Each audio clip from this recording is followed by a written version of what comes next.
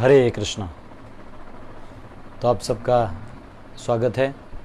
आज हम सब के लिए बहुत ही स्पेशल दिन है, बहुत ही ख़ास दिन है। आज हमारे श्रील प्रभुपाद जी का आविर्भाव है और इस आविर्भाव के दिन इसको हम लोग इंग्लिश में अपीयरेंस डे कहते हैं। अपीयरेंस डे यानी जिस दिन बड़े आचार्य इस धरती पर प्रकट होते हैं या बहुत बड़े अभिव्यक्ति जो हमारे उद्धार के लिए आए हैं और वो प्रकट होते हैं, तो उस दिन को हम लोग आविर्भाव यानी अपीयरेंस डे की तरह मनाते हैं। तो ये हमारा सौभाग्य है। कृष्ण अष्टमी में आए, प्रभुपाद नवमी में आए और प्रभुपाद का जन्म कोलकाता में हुआ और आप वहाँ कभी जा सकते हैं। बर्थ प्लेस है प्रभुपाद जी का। प्रभुपाद जी को तो पर्सनली मैं मिला नहीं, लेकिन उनके बेटे से बात हुआ था। तो वहाँ पे आप जाएंगे तो सारे चीज़ें अभी भी हैं। प्रभुपाद का बर्थ कोलकाता में हुआ और जब वो जन्म लिए थे उसके 5 साल बाद उन्होंने पहला रथ यात्रा निकाला। जब 5 साल के हो गए तो पहला रथ यात्रा निकाला। तो ऐसा कहा जाता है कि प्रभुपाद जी जो थे वो शुद्ध भक्त थे, जो खास करके भगवान के आदेश पे यहाँ आए थे। क्योंकि प्रभुपाद जी ये चीज़ की पुष्टि करते हैं। प्रभुपाद जी एक जगह बोले थे अपने डिसाइपल को कि actually I was with Krishna having lunch and Krishna से लुक दैट मटीरियल वर्ल्ड, वहाँ पे थोड़ा प्रॉब्लम चल रहा है, तुम जाके आओ। बोला नहीं नहीं मैं नहीं जाऊँगा। बोले नो नो यू गो, क्योंकि आप जाओ और you just right the scriptures and I will do the needful. और चैतन्य महाप्रभु ने भी प्रभुपाद जी की भविष्यवाणी की थी।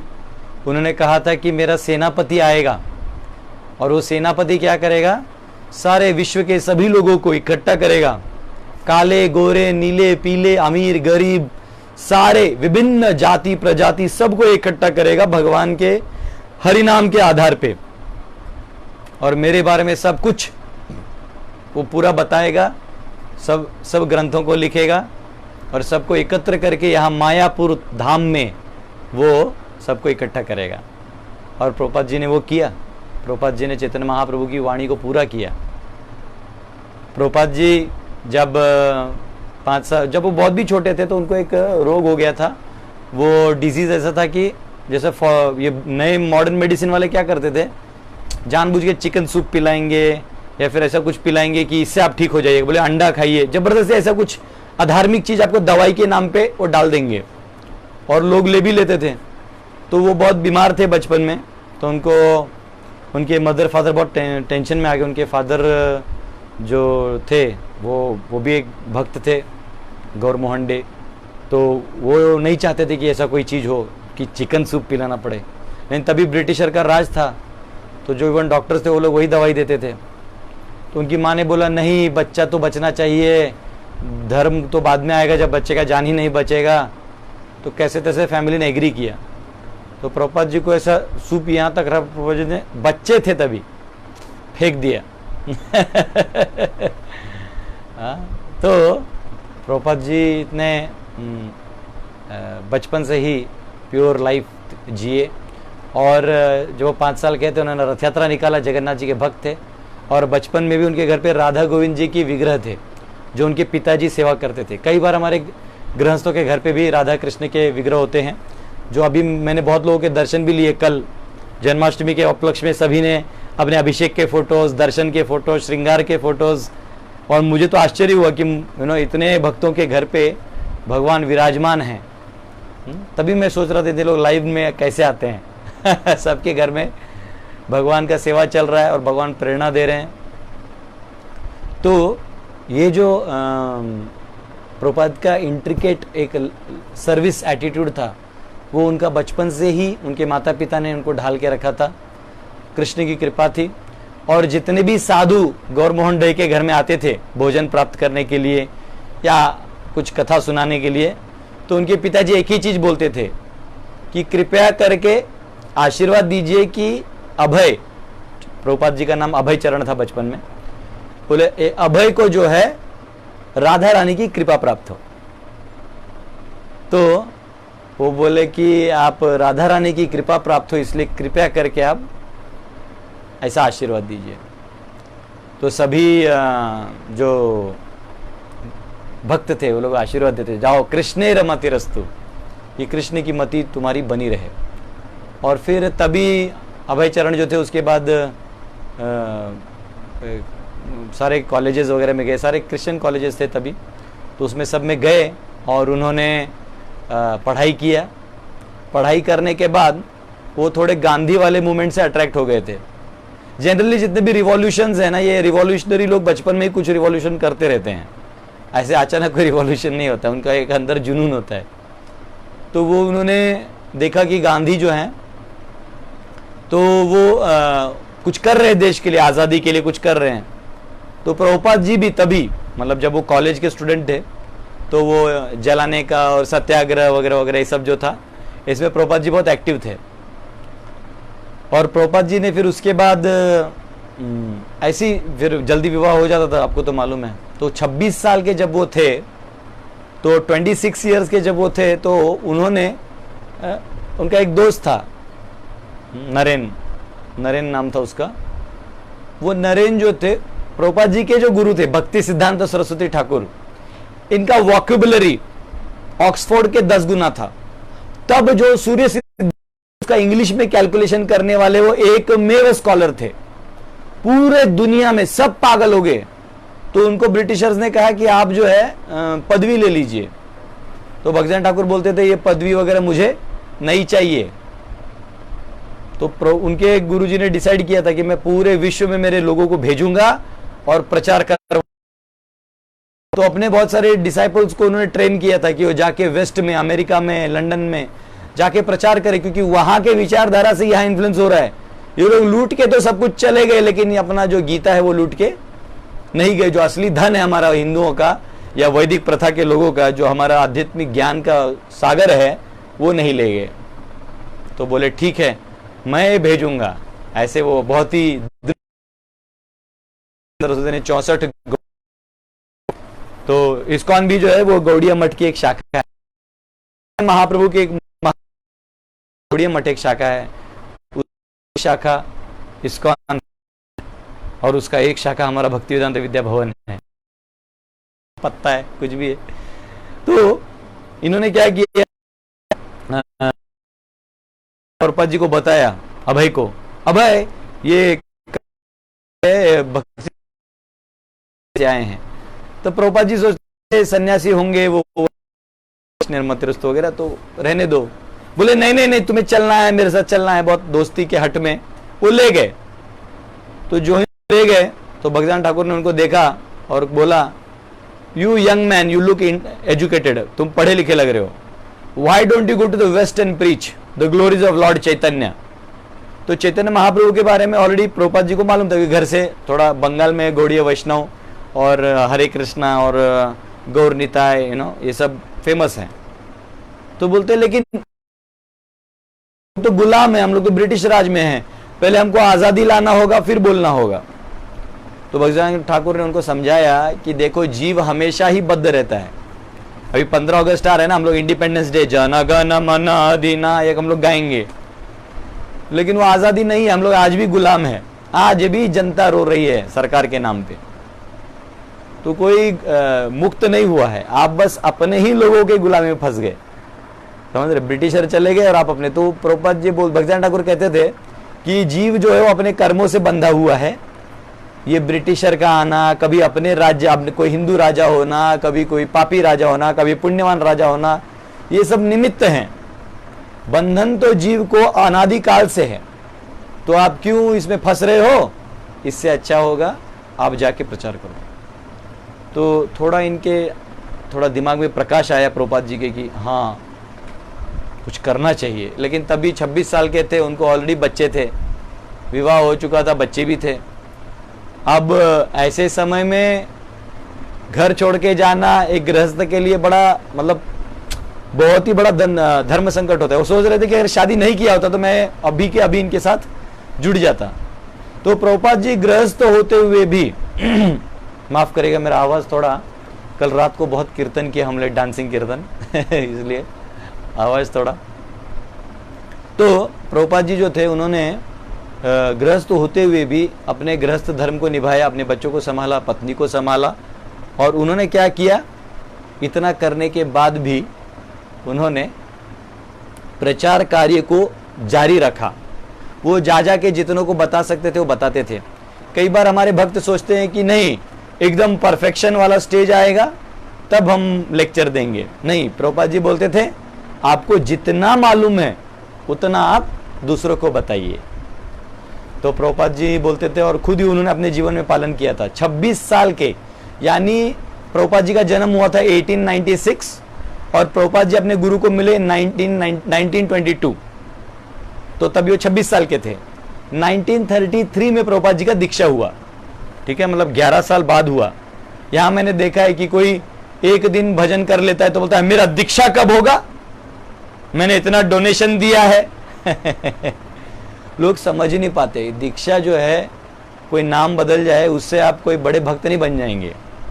बड़े भक्त तो आपको ठाकुर जी की, भगवान की सेवा, गुरु की सेवा, गुरु की वाणी की आज्ञा का पालन करके मिलेगा, तब आप एक्चुअली असली शिष्य कहलाएंगे। वरना ऐसे लिस्ट में नाम आ जाएगा, वो लिस्ट डेटाबेस हट जाएगा, कल पेपर फट जाएगा, जल जाएगा, उससे कोई अस्तित्व आपका नहीं बचेगा। तो एनीवेज वो भी जरूरी है, परंतु वो मुख्य नहीं है, वो एक्सटर्नल है। तो यहाँ पे प्रभुपाद जी ने क्या किया, सारी शिक्षाओं को ग्रहण किया। 1933 में रिक्वेस्ट करके प्रयागराज में, जिसको पहले इलाहाबाद कहते थे, तो प्रयागराज में जाके वहाँ रूप गौड़ीय मठ या कोई मठ का नाम याद नहीं, लेकिन वो आपको आज भी गंगा का जो किनारा है जहाँ सिविल लाइंस का बस स्टैंड है उसके पास में ही वो मठ है, वहाँ आप जा सकते हैं। भारद्वाज आश्रम जाते हो लगता है, वहाँ प्रभुपाद जी का दीक्षा हुआ, क्योंकि तभी वो एक फार्मास्यूटिकल चलाते थे और फार्मास्यूटिकल चला के वो लोगों को मतलब ये बिजनेस भी करते थे और उनके पास जवाहरलाल नेहरू भी दवाई लेने के लिए आते थे, मतलब उनका इतना फेमस था, और यहाँ पे वो प्रचार भी करते थे। तो प्रभुपाद जी का ऐसा वर्णन आता है लीलामृत में भी कि बंडी पहनते हैं ना, लाइक ऐसा वाला जो होता है जिससे लाइक दुकान में लोग पहनते हैं, यहाँ पे पॉकेट और नीचे भागवतम रखा रहता था। कस्टमर आता था तो उससे बात करते थे, नहीं तो नीचे देख के भागवतम पढ़ते रहते थे ना, भागवतम भागवतम भागवतम। तो मतलब भाव विभोर हो जाते थे और प्रचार के लिए अपने जो गुरु भाई थे, उनके जितने भी ब्रह्मचारी गौड़ीय मठ के थे या सन्यासी थे, उनके साथ जा जा के प्रचार में मदद करते थे। कई बार कुछ ब्रह्मचारियों को इतना अच्छे से बोलना नहीं आता था, क्योंकि होता है कभी कभी कोई अच्छा स्पीकर नहीं होता है, वो अच्छे भक्त होते हैं परंतु बोलते वक्त उनको समझता नहीं अब कैसे बताया जाए। तो वो क्या करते थे, क्योंकि प्रभुपाद गृहस्थ थे तो जनरली जनता जो है वो गृहस्थ का सुनता नहीं, तो वो इनको बोलते थे कि आप चालू करो, थोड़ा कुछ बोलो, बाकी फिर मैं चालू कर दूंगा। तो वो ब्रह्मचारी का सुनने के लिए लोग आते थे, ब्रह्मचारी थोड़ा लाइन बोलते थे, फिर बोलते थे अभय बाबू बताएंगे, फिर प्रभुपाद जी पलट जाते थे और प्रभुपाद जी कथा चालू कर देते थे कि गीता में क्या लिखा है, भागवत में क्या लिखा है, हमको कैसे हमारे जीवन को व्यर्थ नहीं गंवाना चाहिए, बहुत सुंदर तरीके से बताते थे। तो ऐसे प्रभुपाद जी ने 40 साल बिताए प्रचार में, 40 इयर्स, हाँ, मतलब 26 से आप 66 पकड़ लीजिए, इन द सेंस इतना प्रचार में उन्होंने लगाया। उनका दीक्षा हुआ 1955 में शायद, जब प्रभुपाद 59 साल के थे। तो क्या हुआ था, ईयर्स का मेरा कैलकुलेशन ऊपर नीचे हो सकता है, बट इन सेंस बहुत सारे पीपीटीज हैं जहाँ पे पूरा डिटेल दिया हुआ है, पर मैं आपको फ्लो प्रभुपाद जी के लाइफ के बता रहा हूँ। तो प्रभुपाद शायद 59 ईयर्स के थे तभी, तो एक्चुअली ऑलरेडी उनको अंदर से आवाज आता था, क्योंकि गुरु करे बस करो, ये अभी गृहस्थ, अभी निकलो, संन्यास लो और जाके लोगों को बताओ, पीपल आर डाइंग, जाओ। अब वो जाए तो जाए कैसे, यहाँ घर का जाऊंगा तो क्या होगा। एक था कि नहीं, कृष्ण के लिए यही जीवन मिला, ये भी जीवन में व्यतीत नहीं करूंगा तो क्या होगा। तो वो कंफ्यूजन था। एक दिन क्या हुआ, प्रभुपाद जी का जो छोटा सा कंपनी था उसको आग लग गया, प्रभुपाद जी का पूरा लॉस हो गया, इतना लॉस हो गया कि ही बिकेम बैंकरप्ट।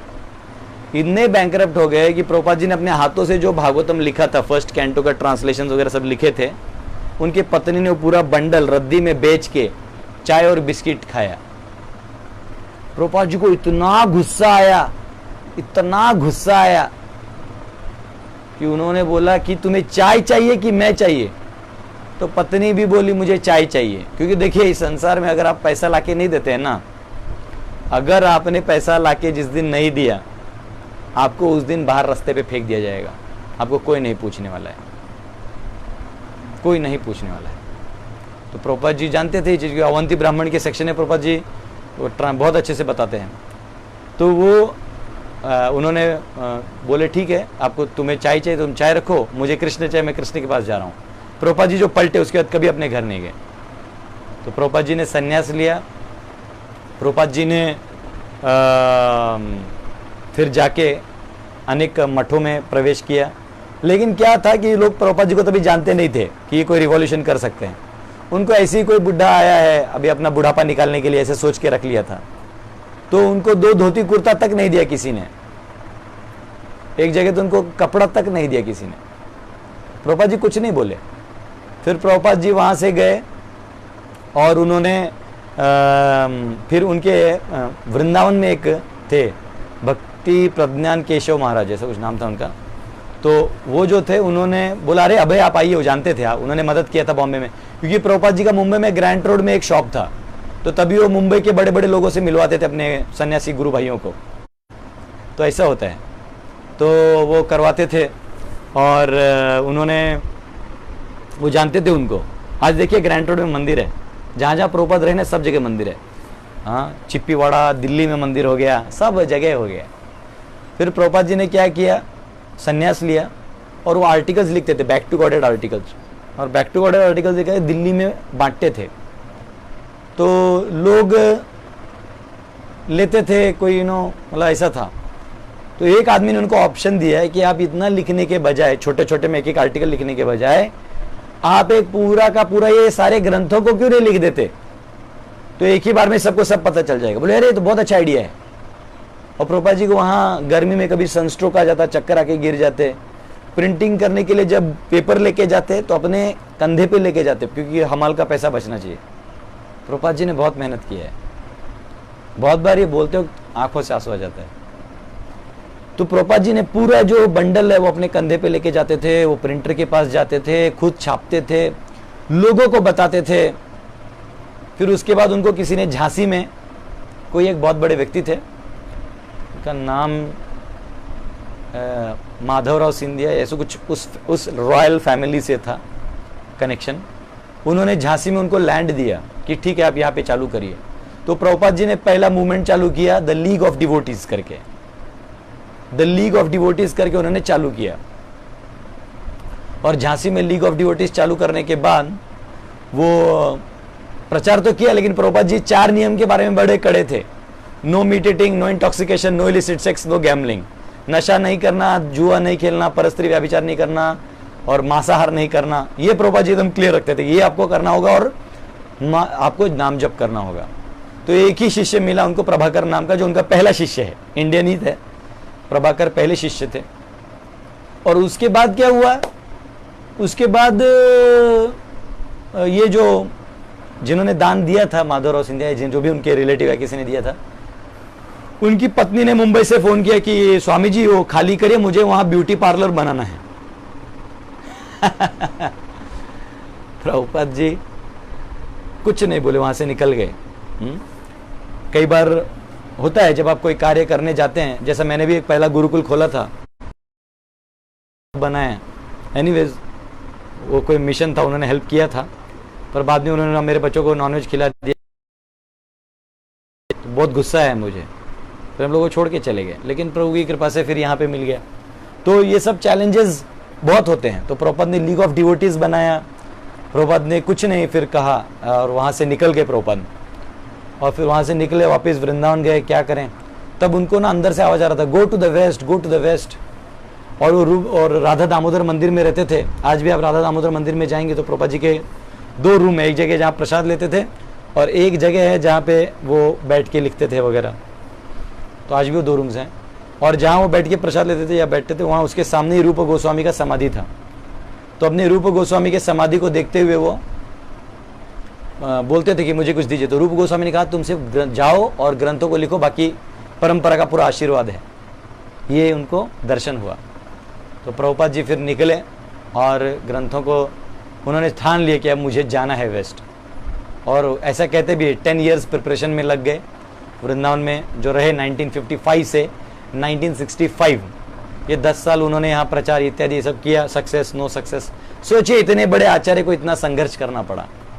आप और मैं क्या चीज़, हम लोग थोड़ा प्रीचिंग में कहीं हमको डाउनफॉल होता है, दिक्कत होता है, तो हम लोग इमीडिएटली हताश हो जाते हैं, अब मैं प्रीचिंग नहीं करूँगा, या हम लोग दूर हो जाते हैं, या कभी मैनेजमेंट का तकलीफ आता है। तो हमको ये सब नहीं सोचना चाहिए कि मैनेजमेंट हमारा दुश्मन है। हमको सोचना चाहिए कि भगवान हमारी परीक्षा ले रहे हैं और हमें इस परीक्षा में पास होना है। तो फिर उन्होंने क्या किया, जो 1965 में वो सोमती मोरारजी को बम्बई में मिले। ये माताजी जो हैं, ये बहुत बड़ा कार्गो बिजनेस करती थी, यहाँ से माल अमेरिका से माल यहाँ लाती थी। तो उन्होंने देखा कि ये बूढ़े हैं, मर जाएंगे, तो उन्होंने कहा कि आप मत जाइए, आप एक काम करिए, आप यहीं कहीं बना लीजिए कुछ मंदिर टाइप, मैं पैसा देती हूँ, आप यहीं रहिए, हम सब आपको संभाल लेंगे आपके बुढ़ापे तक, ये वो। तो बोले नहीं, आप जो हैं, आप मेरे गुरु की आज्ञा है, अब मेरा हालत अर्जुन की तरह है, अब मैं रणांगण में केवल मृत्यु को प्राप्त हो सकता हूँ। अब मैं केवल अगर मैं अमेरिका जाके मर भी गया तो मैं उसको वृंदावन ही समझूंगा। जनरली तभी प्रभुपाद जी का उम्र 70 था, 69-70 का था। तो कोई भी 70 साल का बूढ़ा तो कोई अपना एरिया नहीं छोड़ेगा। लोग बुढ़ापे में तो अपना घर देखना चाहते कि मेरा घर है कि नहीं, मेरा अपना बंगला है कि नहीं, मेरा अपना पैसा बैंक बैलेंस है कि नहीं, मेरे सब पूंजी है कि नहीं, क्योंकि बाद में कौन देगा, ऐसे सोचते रहते हैं। और यहाँ प्रभुपाद जी को कितना फेथ था कृष्ण पे, वो निकल गए, घर से निकले हैं, यहाँ 2 धोती नेता वहाँ से संन्यास लेके ग्रंथों को छाप रहे हैं, पैसा बचा के संघर्ष कर रहे हैं। और फिर उधर से प्रभुपाद जी जा रहे हैं तो ये बोलते हुए भी कितना इमोशंस फील हो रहे हैं। फिर प्रभुपाद जी वहाँ से गए और जब सोमती मोरारजी ने कहा कि ठीक है आप बहुत हट्टी हैं, प्रभुपाद जी उनके स्टेयरकेस पे 3 दिन बैठे रह गए कि वो आएंगे तो मुझे देखेंगे। तो समझ गए कि इनको जाना ही है। तो उन्होंने कार्गो में जाने का टिकट बना दिया, और उतना ही नहीं तो कोई भी टिकट से वो वापस आ सकते हैं। जब भी उनको लगे कि मुझे अब तकलीफ हो रहा है तो वो कभी भी वापस आ सकते हैं, ऐसा टिकट भी कार्गो का दे दिया माता जी ने। बहुत दयालु थी सोमती मोरारजी, उनको प्रणाम है। तो वो एक्चुअली गए और बोस्टन हार्बर पे जब जब यहाँ से जा भी रहे तो उनको 2 हार्ट अटैक आए प्रभुपाद जी को, और उन्होंने कृष्ण को पुकारा। कृष्ण ने दर्शन दिया, उन्होंने कहा कि कृष्ण ने दर्शन दिया और सर से हाथ घुमाए, बोले चिंता मत करो, बहुत बड़ा कार्य करवाना है। तो प्रभुपाद जी जब वहाँ से गए और बोस्टन हार्बर में उतरे तो उन्होंने देखा कि यहाँ तो सब रजोगुण और तमोगुण में डूबे हुए हैं, ये कोई नहीं है, ये लोग कभी नहीं सुनेंगे। रजस तमोभावा काम लोभा दयेश चाहिए चेत एतेरना विद्धम स्थितम सत्वे प्रसिद्धति, कि अगर कोई भागवत का श्रवण करे तो रजोगुण और तमोगुण के प्रभाव से निकल के वो सत्वगुण से शुद्ध सत्व की भाव में आ जाएगा, भगवान के प्रति उसकी रुचि बढ़ जाएगी। तो प्रभुपाद जी जानते थे कि ये भागवत ग्रंथ ही है जो सबका उद्धार करेगा। तो उन्होंने एक गाना गाया उधर, वो कह रहे हैं कि कहाँ ले आए प्रभु आप मेरे को, पूरा बड़ा गीत है। वो आप कभी मार्की ने भागवत धर्म करके, आप अगर गूगल में टाइप करेंगे तो मार्की ने भागवत धर्म करके वो गीत है जो प्रभुपाद जी ने लिखा कृष्ण के लिए। कि तो उसमें एक वो लाइन कहते हैं, नाचाओ नाचाओ प्रभु नाचाओ, नाचाओ से मते। प्रभु आप जैसा मुझे अब नचाना चाहते नचाइए, क्योंकि ये दुनिया तो मैं जानता भी नहीं यहाँ कौन है, कैसे हैं, इनको किस भाषा में समझ में आएगा, क्या ये मुझे समझ भी पाएंगे। और वहाँ उस समय सब गांजा, नशा, अफीम, अमेरिका वियतनाम वॉर, लड़ाई झगड़ा, कैपिटलिज्म, कम्युनिज्म, पूरा लड़ाई यही सब चल रहा था। तो उन्होंने कहा प्रभु नाचाओ नाचाओ नाचाओ से मत। ये एक भक्त की भावना होती है कि प्रभु मैं आपका अब सेवक हूं, आप जैसे मुझे इस्तेमाल अब करना चाहें आप करिए, अब मेरा कुछ नहीं है, न मेरा कोई मान है न मेरा कोई सम्मान है। अब मेरा अपमान भी हो, कुछ भी हो, लोग मेरे पर थूके, लोग मुझे हार पहनाएं, ये सब आपको ही अर्पण है।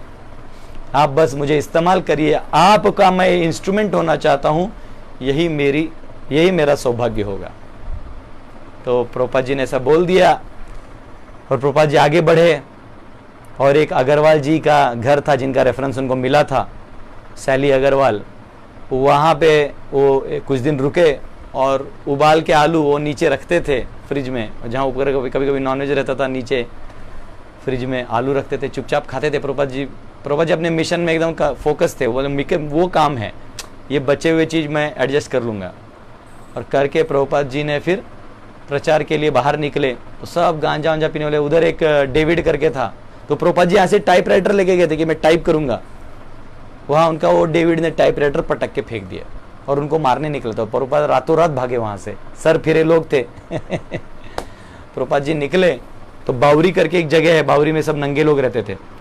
वहाँ भारत में आज भी फिर भी लोग बदमाशी करते तो कपड़ा पहनते हैं, वहाँ तो पूरा नंगा घूमते थे, लड़का लड़की सब लोग, कोई इज्जत नहीं, कोई रिस्पेक्ट नहीं किसी के प्रति, साधु के प्रति तो भी कोई समझते ही नहीं थे कुछ साधु को। तो प्रभुपाद जी ने 1 साल ऐसे यहाँ प्रचार किया, वहाँ किया, कोई नहीं सुन रहा था। तो फिर प्रभुपाद जी ने एक दिन 1966 में 1 साल बाद टॉम्किंसन स्क्वायर पार्क, और प्रभुपाद जी अमेरिका कौन दिन गए, जलदूत में कौन से दिन बैठे, उस बोट का नाम जलदूत था। 13 तारीख को बैठे जो इनऑस्पिशियस माना जाता है, और शुक्रवार था, और प्रभुपाद जी ने शुक्रवार के दिन 13 तारीख को, देखिए आज 13 गुरुवार है लेकिन 13 शुक्रवार को वो लोग इनऑस्पिशियस मानते हैं।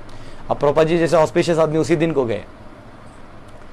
तो प्रभुपाद जी 1 साल बाद टॉम्किंसन स्क्वायर पार्क में बैठे, और उस टॉम्किंसन स्क्वायर पार्क में बैठ के वो जान गए कि अभी इनको मेरी भाषा समझ में नहीं आ रही, मैं इनको क्या समझाऊं, मैं क्या लिखूं। तो प्रभुपाद जी उस टॉम्किंसन स्क्वायर पार्क के नीचे बैठे, करताल लिया उन्होंने प्रभुपाद जी का, और जिस करताल ने उन्होंने किया वो आपको वो करताल आज भी देखने को मिलेगा। अगर आप ग्रैंड रोड इस्कॉन चौपाटी मंदिर में जाते हैं तो प्रभुपाद जी के दर्शन के नीचे एक बॉक्स में कांच में रखा हुआ है करताल, जो प्रभुपाद ने वहां बजाया था, तो वो है, आप लोग दर्शन ले सकते हैं। तो प्रभुपाद ने करताल लिया और प्रभुपाद जान गए कि अब केवल कलयुग का जो नाम है, कली काले नाम रूपे कृष्ण अवतार, कृष्ण को अब लाना है और वो नाम के रूप में आएंगे, वही इन सबको अभी मार्गदर्शन करेंगे। अब मुझे केवल करताल बजा के कीर्तन करना है। प्रभुपाद जी अकेले थे, करताल लिया, आंख बंद किया, 1.5 घंटा उस स्क्वायर पार्क के नीचे मेमोरियल है, और उन्होंने आंख बंद किया और बोले हरे कृष्णा कृष्ण कृष्णा हरे राम राम राम हरे हरे, हरे कृष्णा कृष्ण कृष्ण हरे हरे, हरे राम राम राम हरे हरे। ऐसा उन्होंने आंख बंद करके 1.5 घंटा गाया, और जब 1.5 घंटा गाया तो जब उन्होंने आंख खोला तो देखा तो 150-200 हिप्पी गोल गोल करके नाच रहे हैं, सब लोग अपने आप ही सिंक में नाच रहे हैं।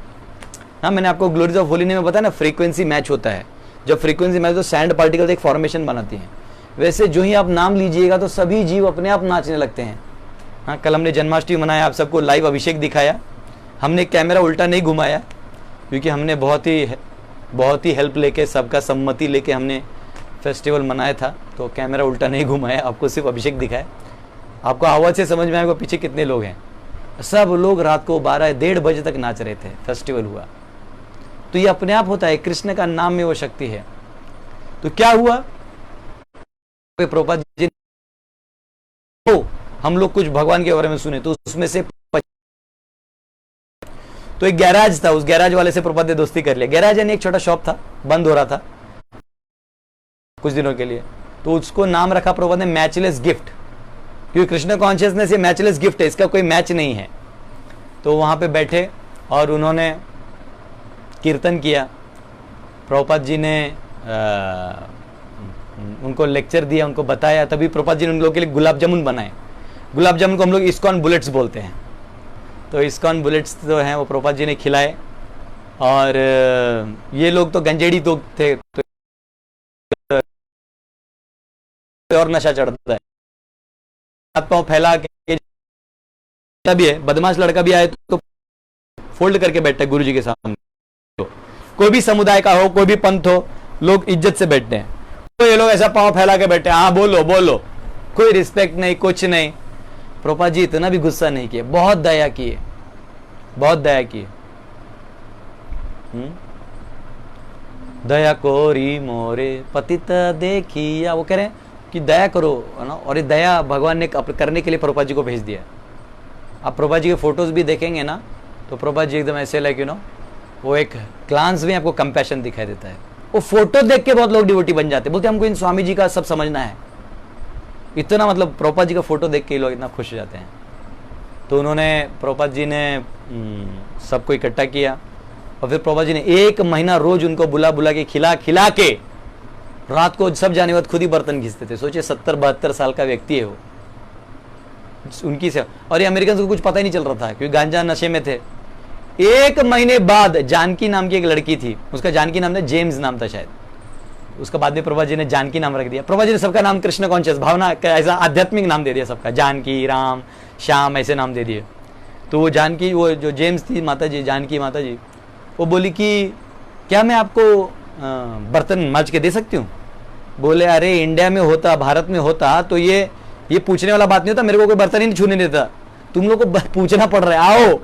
तो वो आई तो उसका एक बॉयफ्रेंड था, वो आया, वो बॉयफ्रेंड आया तो उसका एक फ्रेंड था, वो आया। करते करते वो सेंटर में ही रहने लगे, भजन करने लगे, कृष्णा कॉन्शियसनेस बढ़ाने लगे। और फॉरेनर्स का एक बहुत अच्छा चीज है, प्रभुपाद बोलते थे we are like lame and, lame होते हैं लंगड़ा और अंधा होता है। तो भारत जो है वो लंगड़ा है, उनका गति बहुत स्लो हो गया है, इतना अटैक हो गया भारत पे। और लेकिन आंख है, दृष्टि, विजन भारत के पास है, लेकिन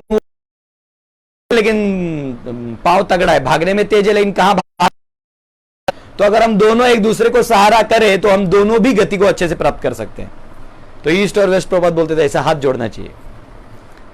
तो प्रभुपाद ने क्या किया, पूरे वेस्ट में जाके प्रचार किया और उन्होंने वहां सब ये फॉरेनर बोलते हैं, उनका एक बार दिमाग में बैठ गया कि कृष्ण भगवान है और हम कृष्ण के अंश हैं, वो इतना दिमाग में बैठ गया। कई बार फॉरेनर को प्रचार करना आसान होता है भारतीयों से, क्यों? भारतीय को ऑलरेडी रहता है ये देव है, वो देव है, ये उसका ब्रेन वॉश करते करते करते जिंदगी चला जाता है। और कोई संप्रदाय से हो, कुछ हो, तो फिर उसको समझाना ऐसे लगता है कि हाँ नहीं ये कुछ और है। प्रभुपाद जी ने यही चीज उनको समझाया, 2 महीने समझाया। उनका खाली स्लेट था, लिखना आसान था। यार लिखना मतलब पहले पोछो फिर लिखो, फिर वो फिर पोछो, ऐसा है। तो प्रभुपाद जी ने उनको समझाया और वो लोग फिर एकदम पावर में आ गए। वो बोले प्रभुपाद अब हमको क्या करना है? बोले जा पूरे विश्व में बांटो। उन्होंने पूरे विश्व में जो है वो बांट दिया है, सारा जो ज्ञान है वो पूरे विश्व में इन्होंने बांट दिया। और पूरे विश्व में बांट के उन्होंने सबको, फिर लंदन में, सैन फ्रांसिस्को में पहला रथ यात्रा हुआ। जब वो जगन्नाथ जी को बना रहे थे उधर श्याम सुंदर प्रभु, तो तब उनका स्मोकिंग का आदत नहीं गया था, तो उन्होंने स्मोकिंग करके वो जगन्नाथ जी के ऊपर ही रख दिया था वो कांडी। प्रभुपाद जी आए, वो कांडी को अपना लाठी से फेंके, इसको बोले जगन्नाथ और तेरे बीच में सिगरेट क्यों लाता है? तो तब श्याम सुंदर प्रभु बोलते रहे, तब मुझे एक क्लिक हुआ कि कृष्ण और मेरे बीच में रिश्ते को, संबंध स्ट्रांग करने के लिए ये पाप वाले चीज को दूर रखना होगा। इन्होंने फिर वो किया। जयानंद प्रभु आए, एक डिसाइपल्स के मैं अगर ग्लोरी सुनाऊंगा तो उसमें मुझे लगता है जयानंद प्रभु मैसेच्यूसेट्स में MIT में पढ़े हुए इंजीनियर थे, मैकेनिकल इंजीनियर। क्या नहीं कमा सकते थे वो, क्या किया उन्होंने? सब छोड़ के टैक्सी दिन भर सेवा करते थे मंदिर का, सुबह 4 से लेकर रात को 8-9 बजे तक, और रात को टैक्सी चलाते थे ताकि वो जो पैसा आए उससे वो सेंटर चलाएं और फीस्ट खिलाएं, लोगों को फीस्ट खिलाते थे।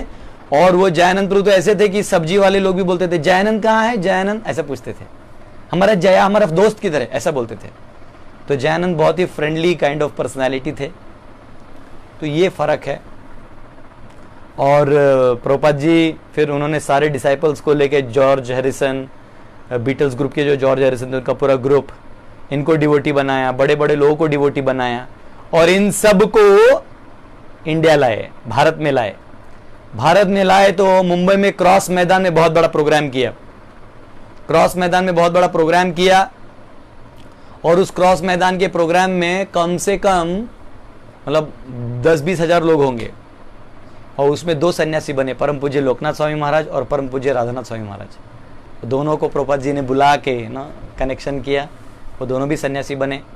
और आज इतना बड़ा मूवमेंट जो चल रहा है पूरे विश्व में, इन लोगों ने का बहुत बड़ा हाथ है, इन लोगों ने बहुत फैलाया। इन्होंने अपने पे इतने इतने तकलीफें उठाई हैं इन सन्यासियों ने, गोपाल कृष्ण महाराज, राधानाथ महाराज, लोकनाथ महाराज, भक्ति विकास महाराज, जय पताका महाराज, अभी सब सन्यासी का नाम ले, भक्ति राघव महाराज, सारे सन्यासी, किसी का नाम छोड़ भी नहीं सकते आप। इन सब ने अपना प्राण का एक एक कण, एक एक समय, अव्यर्थ कालत्वम अपने गुरु प्रभुपाद जी के लिए दिया। अब हमारी बारी है, हमको भी वही करना है जो हमारे गुरुजनों ने उनके गुरुजनों के लिए किया है। समझ रहे हैं?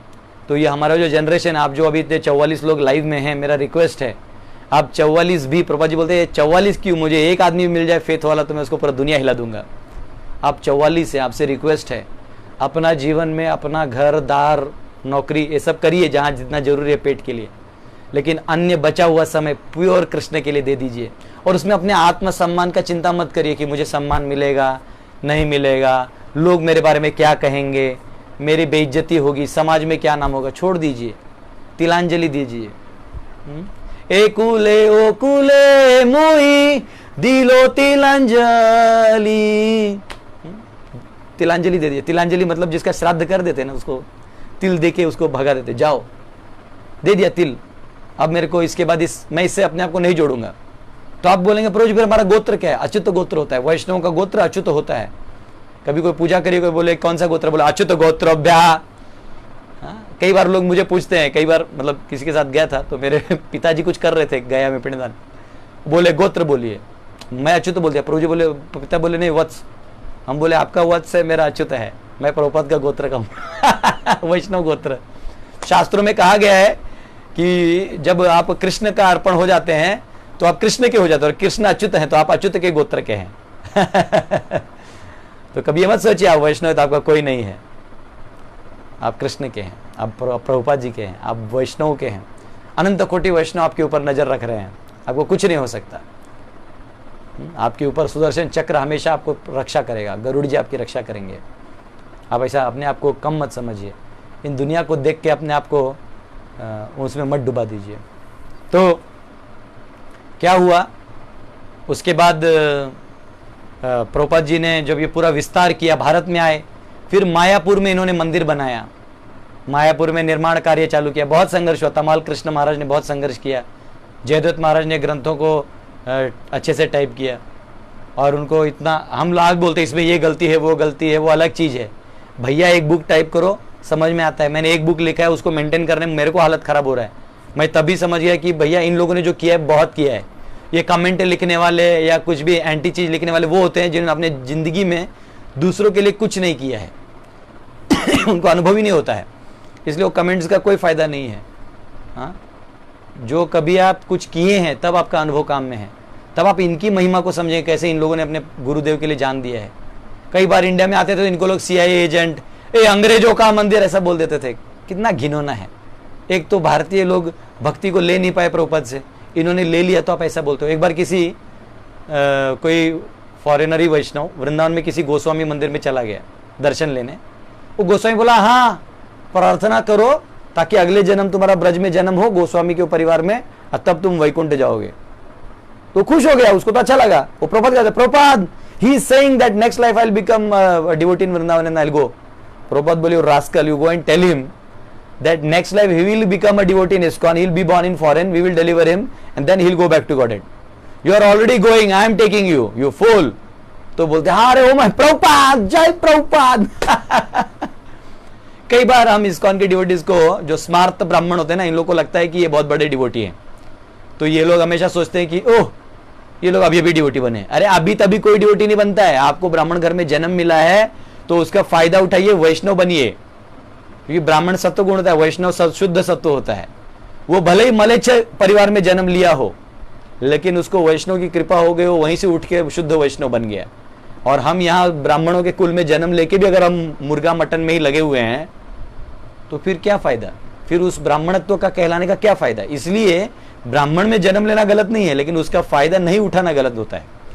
उसका फायदा उठाइए, भगवान के नजदीक जाने का। आप ऐसा प्रभुपाद जी बोलते थे कि कोई सूरज के पास है लेकिन सूर्य को नहीं देख रहा है, और कोई सूर्य से दूर है लेकिन सूर्य को देख रहा है, तो उसको ज्यादा फायदा होगा। तो अमेरिकन लोग कृष्ण के से दूर हैं लेकिन कृष्ण को देख रहे हैं, और हम कृष्ण के नजदीक हैं लेकिन कृष्ण से विपरीत देख रहे हैं। ऐसा हो गया। हम लोग मॉडर्न एडवांसमेंट देख रहे हैं और वो सब कृष्ण को खोज रहे हैं। वो मॉडर्न एडवांसमेंट के पास होते हुए भी वो कृष्ण को खोज रहे हैं। आज भी आप देखिए ना, जितने भी हमारे बाबा लोग हैं, साधु लोग हैं, कोई योग सिखाते हैं, कोई पतंजलि योग सिखाते हैं, कोई फिलॉसफी सिखाते हैं, अद्वैत सिखाते हैं, द्वैत सिखाते हैं, ये फॉरेनर लोग आके सीखते हैं, वहां बैठते हैं। क्यों? भूख है। कोई बुद्धिस्ट लोग के पास जाते हैं, कहीं जाते हैं, सीखना चाहते हैं। प्रभुपाद जी ने 80 से ज्यादा ग्रंथों का श्लोकों के सहित, इतना मैं जो पढ़ा था सब प्रभुपाद के ग्रंथ से पढ़ा था। मेरा क्या औकात है, जो प्रभुपाद का कॉपी पेस्ट ही, सब कंप्यूटर इंजीनियर का काम एक ही होता है, कॉपी पेस्ट कॉपी पेस्ट। अब मेरा डिग्री भी मैंने वैसे ही कॉपी पेस्ट से लिया है। अब ये भी डिग्री जो है इधर हरे कृष्णा डिग्री भी उसी से मिलने वाला है। प्रभुपाद जी का कॉपी करो, परंपरा से पेस्ट कर दो, दुनिया को समझ में आएगा, वो अपना उद्धार करेगा। बाद में हमको जब आएगा तो हम लोग अपना रास्ता निकाल लेंगे। अपना भजन करो, बहुत सिंपल है। Each one teach one while being taught by one. आप सीखिए, दूसरों को सिखाइए, और आप और भी सीखते रहिए। तो प्रभुपाद जी ने 80 से ज्यादा ग्रंथों को, सारे ग्रंथों को पूरा विवरण करते हुए ट्रांसलेट किया। आज 80 से 90 भाषाओं के से ज्यादा 195 देशों में उन्होंने हरे कृष्ण आंदोलन को प्रचार किया। असंख्य भक्त है। आप कहीं भी किसी भी कोने में चले जाइए, अगर आपको हरे कृष्ण डिवोटी उस गांव में या उस एरिया में ढूंढना है ना, तो कुछ नहीं करिए, एक चौक पे होके हरे कृष्ण चिल्लाना चालू कर दीजिए, और दुकान वाला आके बोलेगा, अरे आपका जो बिरादरी का आदमी है ना, उधर रहता है। क्योंकि हमारे जितने भी डिवोटी हैं वो कीर्तन तो करते ही रहते हैं, तो वो सबको मालूम होता है हरे कृष्ण मतलब वो वाला घर जो हरे कृष्ण है। तो आपको Hare Krishna devotee in every nook and corner मिल जाएंगे। एक माता जी थी, एयर हॉस्टेस थी। तो हमारे एक स्वामी जी हैं इंद्रद्युम्न महाराज, वो बहुत रिमोट में अमेजोन वगैरह में, अमेजोन के मतलब जंगल्स में जाके भी प्रीच करते हैं। वो सब जगह जाके प्रचार करते हैं। तो गए तो एक बहुत कोने वाले घर था, और इनका पेट्रोल मतलब भरना था। फिर वो ये भी था कि चलो कहीं रुक जाते। तो उन्होंने उस फैमिली को रिक्वेस्ट किया कि हमको कहीं जगह मिलेगा क्या। तो जब परिवार ने खोला तो उधर एक सी माता रहती थी, बूढ़ी माता। बोले हाँ आप आइए रहिए, आप लोग। नीचे वाला पूरा दे दिया, और इन्होंने देखा कि वहां ऑलरेडी कृष्ण का फोटो है और प्रभुपाद जी का फोटो है। और देखा तो पूरा लाइब्रेरी प्रभुपाद जी के बुक से भरा हुआ है, और कोने में जहां कोई नहीं जाएगा वहां बुढ़िया माता रहती थी, एयर होस्टेस थी पहले। मैंने पूछा आपके पास कैसे? बोलते हैं अरे मैं ना एक बार फ्लाइट में, प्रभुपाद जी थे उसी फ्लाइट में, तो मैंने उनको सेवा किया अच्छे से। तो प्रभुपाद जी ने मुझे बोला चैंट हरे कृष्णा, और अपने साइड वाले को बोला कि इनको ना ग्रंथ दे दो, पढ़ेंगे। तो मैंने तभी जस्ट लेके रख लिया था। अब मैं नहीं जानती थी स्वामी जी कौन है क्या है, मैंने उतना जिज्ञासा भी नहीं किया, मैं तब नौकरी करती थी। बाद में जब मेरा अपना यह है तो मैं यहाँ बैठी और मैंने जो है ग्रंथ सारे पढ़ने चालू कर दिया, और मैं डिवोटी खुद ही बन गई, खुद ही तिलक लगाना चालू कर दिया, खुद ही जप करना चालू कर दिया। और अब जो है मैं रोज आरती भी करती हूँ, और मैं प्रसाद बना के, भोग बना के खाती हूँ। उस कोने में चैतन्य महाप्रभु बोले थे पृथ्वी ते आते जो तो नगर आदि ग्राम सर्वत्र प्रचार होइबो मोरा नाम, कि सारे जग में मेरा नाम होने वाला है भगवान का। और ये फैलाने का काम स्वयं प्रभुपाद जी ने किया है। कृष्ण को गंगा जी पूछते हैं 5000 साल पहले जब भगवान थे, गंगा जी ने पूछा मेरा उद्धार कैसे होगा? कलयुग में सब पापी लोग आके नहाएंगे मेरे में, ये सारा पाप मेरे में डालेंगे।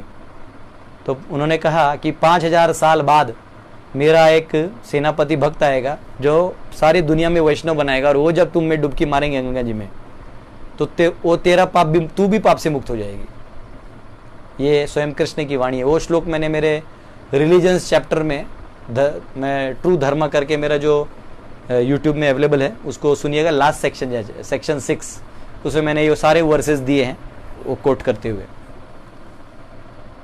तो ये इतना ही जरूरी है। प्रभुपाद जी ने फिर 108 मंदिर बनाए 12 साल में, 14 बार विश्व की परिक्रमा की, और फिर 108 मंदिर बनाए, इतने ग्रंथ दिए, गुरुकुल खोले, फार्म कम्युनिटीज खोले। और प्रभुपाद जी अंत में जब जा रहे थे तो अपने डिसाइपल्स को, फॉलोअर्स को बोला कि कोऑपरेट करो एक दूसरे से, और लड़ाई झगड़ा मत करो, और इस्कॉन को छोड़ के मत जाओ। हाँ, जैसे कोई दूसरा प्रोजेक्ट करता है तो लोग उसको बोलते हैं ये इस्कॉन से बाहर है। जैसे मैंने गुरुकुल खोला तो कोई बोल रहा था अरे वो इस्कॉन से बाहर है। मैंने बोला ऐसे आप बोल ही नहीं सकते, क्योंकि 20 साल से मैं यही काम कर रहा हूँ। आपके बोलने से मैं इस्कॉन से बाहर नहीं हो सकता। ऐसा बोलने में आप ब्लेम लगा सकते हो। हाँ, ऐसे कुछ लोग ब्लेम लगाने में भी आनंद लेते हैं, लेकिन ऐसे आपके साथ भी कोई, कभी कभी मैंने देखा ग्रस्त लोग, भक्त लोग बोलते हैं प्रभु जी मैं मंदिर जाते हैं तो हमको ऐसा बोल देते हैं।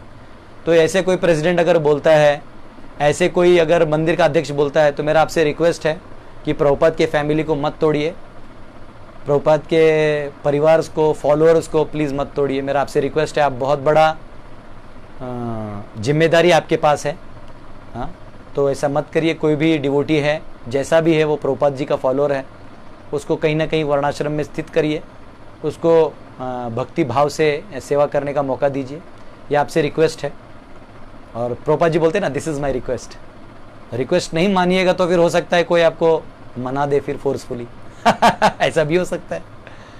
तो ये रिक्वेस्ट ही है सब डिवोटीज़ के लिए। वैसे मैसेज वहाँ तक जाए ना जाए, but this is my request कि प्रभुपाद जी का फैमिली है, इसको हमें यूनाइट करना है। एंड आने वाले जनरेशन के ऊपर बहुत भार है। आने वाला जनरेशन ऑलरेडी अभी कोरोना से, प्रभुपाद जी का जो कोरोना की वजह से क्या हो गया है कि ऑलरेडी लोग डिस्पर्स हो गए हैं, और लोग डिस्पर्स होने के कारण अब जो है गांव-गांव में लोग पहुंच गए हैं। तो अब हम इस्कॉन डिवोटीज़ को साथ में जाके हमको सब जगह उनको वहाँ एम्पावर करना है। कहीं गुरुकुल खोल देना है, कहीं फार्म कम्युनिटी खोल देना है, लोगों को एकत्रित करना है। गौर निताय का डीटीज इस्टेब्लिश करके हम गांव-गांव प्रचार बढ़ा सकते हैं। कभी कभी शहर के मंदिर क्या करते हैं कि गांव के मंदिर को निगलेक्ट कर देते, गिनते नहीं, उनको सेंटर में नहीं गिनते। मैंने झारखंड में भी 40 सेंटर खोले थे, हैं मेरे, अभी एक्टिव हैं। तो जब जाते हैं तो उनको लगता है नहीं यहाँ पैसा नहीं मिलने वाला है तो इसको रजिस्टर मत करो। ऐसे मत करिए। ऐसे मेरे जैसे बहुत सारे प्रीचर हैं, मेरे को ठीक है, आपको मेरे से पर्सनल प्रॉब्लम है तो अलग चीज़ है, लेकिन ऐसे बहुत सारे प्रीचर हैं जो बहुत ही प्यार से, हरे कृष्ण हरे कृष्ण, बस 2 मिनट दीजिए, हमारे 2 मिनट दीजिए बस 2, हमारे कुछ गेस्ट। बहुत सारे ऐसे भक्त हैं जो रिमोट में प्रीचिंग कर रहे हैं, उनको आप रिकॉग्नाइज करिए। Get them under a banner, get them under the name of Prabhupada. Please, my humble request is don't break this Prabhupada's family. It is very sweet. Prabhupada has taken so much hard effort. It takes gallons and gallons of blood. मैं English में इसलिए बोल रहा हूँ क्योंकि वहाँ अधिकारी English में बैठे होंगे। It takes gallons and gallons of blood to make one devotee. तो मेरा रिक्वेस्ट है कि don't break my family, don't do this, and unite as money is secondary, पैसा सेकेंडरी है, लोग प्राथमिक हैं। प्रभुपाद जी ने लोगों को प्राधान्यता दी। किसी भक्त को थोड़ा भी कहीं हाथ में पाँव में लग जाता था, प्रभुपाद जी पूछते थे, ए तुम ये दवाई लो, तुम ये खाओ, घी खाओ, इससे ठीक हो जाओगे।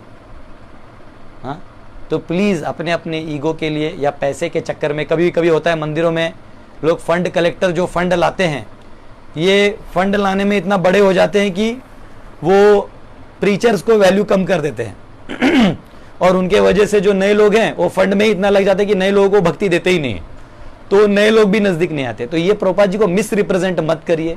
आप फंड्स ले रहे हैं, लोग दे भी रहे, नो प्रॉब्लम, लेकिन आप उनको कृष्ण भावना भावित दीजिए। नहीं हो रहा है तो किसी साधु को लेके जाइए, वो 4 शब्द बोल देंगे, उनके कल्याण का होगा।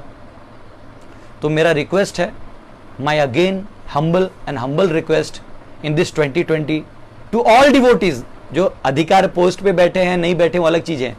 आप भी अपने आप को प्रभुपाद से दूर मत समझिए। अगर आप इस्कॉन के ट्रू फॉलोअर हैं तो उसका एक ही सिम्टम है कि आप प्रभुपाद जी के ग्रंथों को पढ़ रहे हैं, अपने जीवन में उतार रहे हैं और आप प्रभुपाद जी का प्रचार कर रहे हैं, तो आप ट्रू फॉलोअर हैं।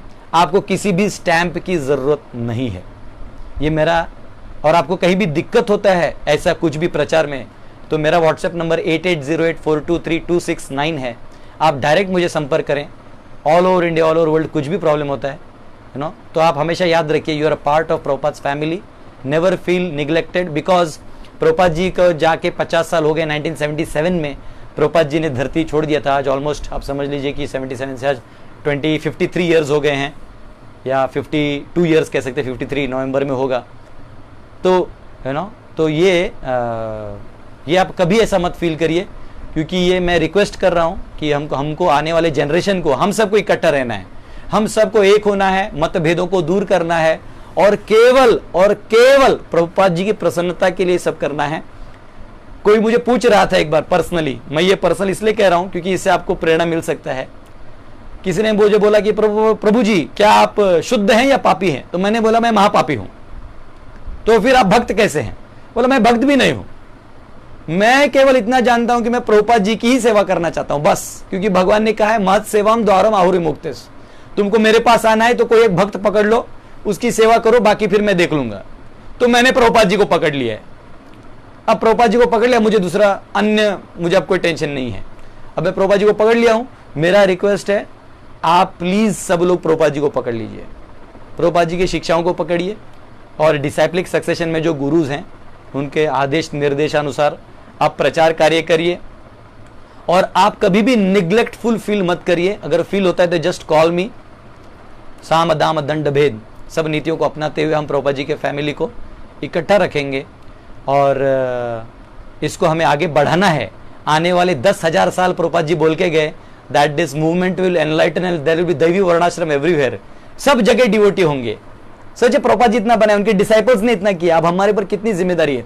प्रभुपाद जी बोले my third generation will rule the world. मैंने लास्ट टाइम फोर्थ बोला था, मेरे गलती से फोर्थ आ गया था, एक्चुअली थर्ड है। Third generation will rule the world, हम लोग सेकंड है, कम से कम इंडिया पे तो राज करना पड़ेगा। राज मतलब ये नहीं कि शासन करना है, तकलीफ देना, नहीं, हमको दैवी वर्णाश्रम से लोगों को प्रसन्नता देना है, ज्ञान देना है, संस्कार देना है, हरिनाम देना है, प्रभुपाद जी की असली कृपा, शास्त्रों का असली रस देना है।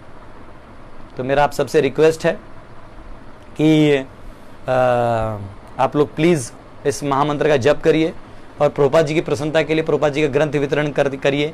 जितनों को बांट सकते हैं उतनों को बांटिए, जितने गुरुकुल खोल सकते हैं उतने खोलिए, जितने मंदिर आप सेंटर्स बना सकते हैं, लोगों को बुला के कीर्तन कर सकते हैं वो करिए।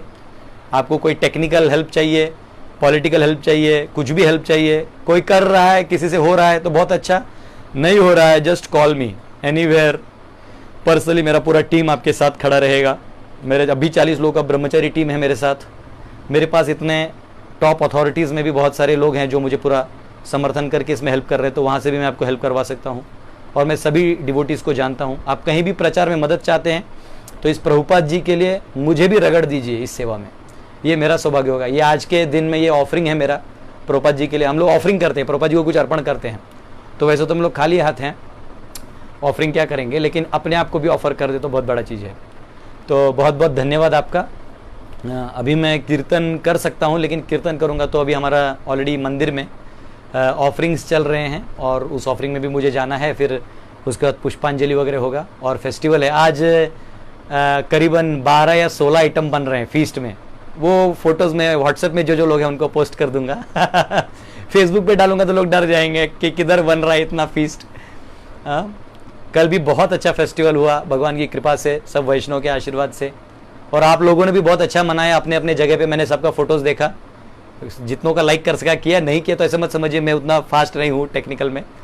तो आप सब ने बहुत अच्छे से मनाया। कृष्णा उधर नाचते हैं वैकुंठ में, गोलोक में नाचते हैं अपने डिवोटीज को देख के, और कृष्ण सबके साथ आदान प्रदान भी कर सकते हैं। तो ये हमको कृष्ण ने धन दिया है, कृष्ण ने हमको ये कृष्ण धन दिया है और कृष्ण ने हमें प्रभुपाद जी का धन दिया है, और दोनों का बर्थडे आसपास है। आज हमारा 12 बजे तक उपास रहता है, तो अभी 12 बजे तक उपास रहता है, फिर फीस्ट होता है। ठीक है, बहुत बहुत धन्यवाद। आज हम कीर्तन नहीं कर पाएंगे और कल हम हमारे कॉस्मोलॉजी का जो हमारा स्टडी है वो कल से जारी रहेगा। 10:15 से 11 कॉस्मोलॉजी हम पढ़ने का प्रयास करेंगे। और मुझे एक चीज़ पता चला कि जब मैं बोर्ड पे लिखता हूँ तो कभी कभी ब्लर आता है। उसका कारण है कि अगर मैं और बोर्ड दोनों होते तो वो कैमरा मुझे ढूंढता है, तो मैं जब बोर्ड पे लिख के हट जाऊंगा ना तो आपको क्लियर दिखेगा। ऐसा कुछ एडजस्टमेंट हम करेंगे। बहुत बहुत धन्यवाद। हरे कृष्णा। शिल प्रभुपाद की जय। निताय गौर प्रेमानंदे। हरि हरि वो। युग धर्म हरि नाम संकीर्तन की जय।